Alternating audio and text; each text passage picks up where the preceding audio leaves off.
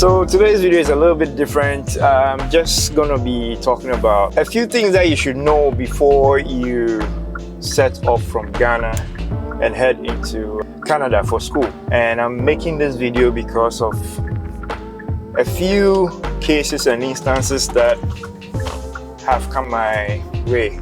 So congratulations, you have your visa. You are coming into Canada for school. However, the visa in your passport, in my previous videos, I mentioned that visa is not the study permit that will allow you to study in Canada.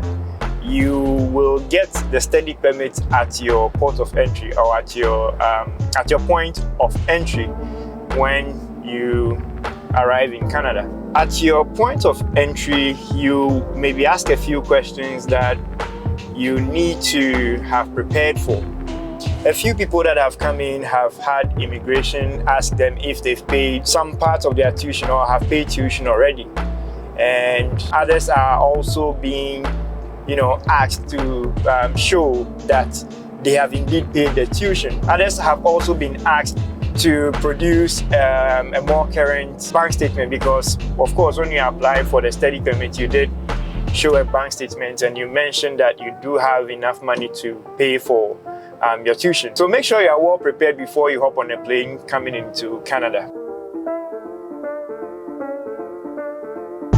Some advice that I would give to anyone who has received a visa and is coming into Canada for study. When I came in, things were much easier and much relaxed. Things like finding a job, finding a place to stay, and where rent prices were good and prices were lower. But today it's not like that. So the first thing that I would say is that you should plan before you come into Canada. You should have a plan before you come into Canada. That's the first thing that I would tell anybody that has a visa right now. You should do some research about the province in which you are going to. If you're coming from Ghana, it's a good thing to reach out to some Ghanaians over there. Try and establish like a connection before you actually leave. If you plan on not staying on campus, then I recommend that you should definitely reach out to a few people who are in that province that you are going to. So tip number two, or advice number two, is for you to have money. So when I say money, I mean have a lot of it, because Canada is not cheap. It's not as rosy as some people make it look like.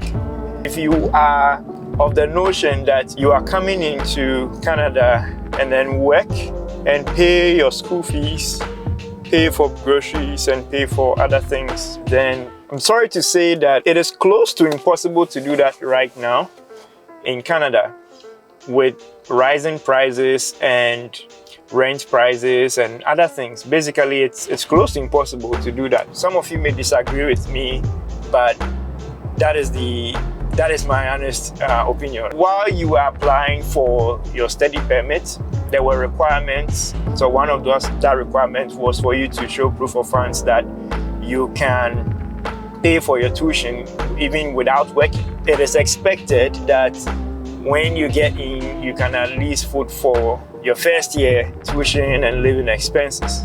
That's the assumption.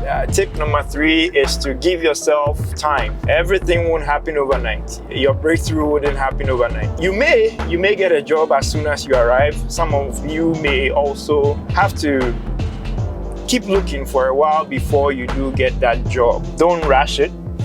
Everything is going to be all right eventually. So do give yourself some time. My fourth point is to study or learn, because as an international student, your tuition is twice or three times what a Canadian or a permanent resident would pay. So my advice to you is to learn. Like, anyhow you have to pass your courses, please make sure that you do, because you cannot afford to fail. Because if you fail a course, that means that you have to retake that course, which is probably $2,000 or $3,000, depending on whatever program you're doing. So please study. Take your studies very, very seriously. It's important for you to network with the people around you, your professors, attend events that are very insightful and informative. Find a community that would advance your skills, that would inspire you to get to where you want to be. It could be career, it could be lifestyle, anything like that. And yeah, that's it. That's my advice.